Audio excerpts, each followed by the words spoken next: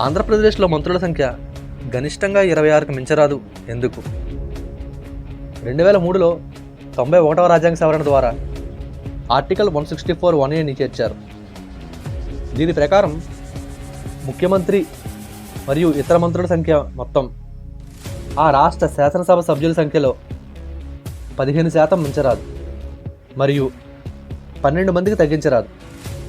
ఆంధ్రప్రదేశ్లో 175 ఎమ్మెల్యేలు ఉన్నారు కాబట్టి 15% అనగా 26 మంది మాత్రమే మంత్రులుగా ఉండగలరు. తెలంగాణలో 119 ఎమ్మెల్యేలు ఉన్నారు కాబట్టి 15% అనగా 18 మంది మాత్రమే మంత్రులుగా ఉండగలరు.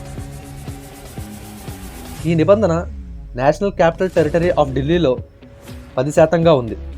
ఢిల్లీలో 70 ఎమ్మెల్యేలు ఉన్నారు కాబట్టి మొత్తం సభ్యుల సంఖ్యలో 10% అనగా 7 మంది మాత్రమే మంత్రులుగా ఉండగలరు.